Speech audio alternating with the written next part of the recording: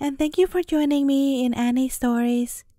Today, I'll be reading English fairy tales retold by Flora Annie Steele, called Lazy Jack. Have a listen with me to see how ridiculous Jack's lack of thought really is. So without further ado, let us begin. Lazy Jack. Once upon a time, there was a boy whose name was Jack, and he lived with his mother on a common. They were very poor, and the old woman got her living by spinning. But Jack was so lazy that he would do nothing but bask in the sun in the hot weather, and sit by the corner of the hearth in the winter time. So they called him Lazy Jack. His mother could not get him to do anything for her, and at last told him, one Monday, that if he did not begin to work for his porridge, she would turn him out to get his living as he could. This roused Jack, and he went out and hired himself for the next day to a neighboring farmer for a penny. But as he was coming home, never having any money before, he lost it in passing over a brook.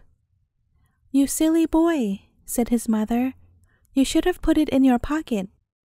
"I'll do so another time," replied Jack. Well, the next day, Jack went out again and hired himself to a cowkeeper, who gave him a jar of milk for his day's work. Jack took the jar and put it into a large pocket of his jacket, spilling it all long before he got home. "Dear me," said the old woman, "you should have carried it on your head." "I'll do so another time," said Jack. So the following day, Jack hired himself again to a farmer, who agreed to give him cream cheese for his services. In the evening, Jack took the cheese and went home with it on his head. By the time he got home, the cheese was all spoilt, part of it being lost and part matted with his hair. "You silly lout," said his mother, "you should have carried it very carefully in your hands." "I'll do so another time," replied Jack. Now the next day, Lazy Jack again went out and hired himself to a baker who would give him nothing for his work but a large tomcat. Jack took the cat and began carrying it very carefully in his hands, but in a short time it scratched him so much that he was compelled to let it go. When he got home, his mother said to him, "You silly fellow, you should have tied it with a string and dragged it along after you." "I'll do so another time," said Jack. So on the following day, Jack hired himself to a butcher, who rewarded him by the handsomest present of a shoulder of mutton. Jack took the mutton, tied it with a string, and trailed it along after him in the dirt, so that by the time he had got home, the meat was completely spoiled. His mother was this time quite out of patience with him, for the next day was Sunday, and she was obliged to do with cabbage for her dinner. "You ninny hammer," said she to her son, "you should have carried it on your shoulder." "I'll do so another time," replied Jack.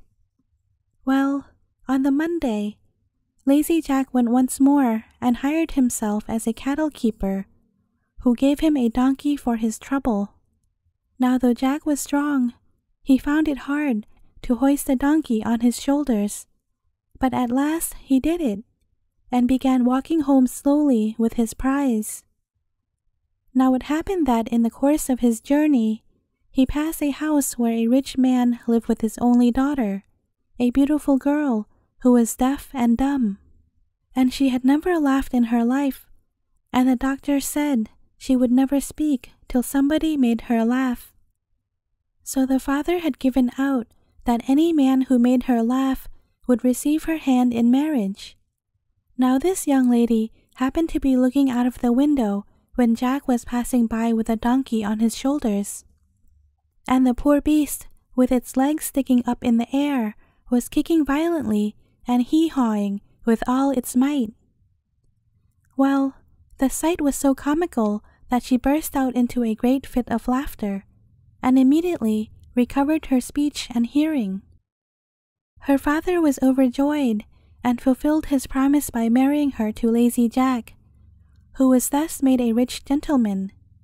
They lived in a large house, and Jack's mother lived with them in great happiness until she died. The end. Thank you for listening. If you enjoyed this reading, please consider subscribing to support my small channel. I also want to let you know that I now have a Facebook page for Annie stories. You can check out the link in the description below if you'd like. Thanks in advance and see you again tomorrow.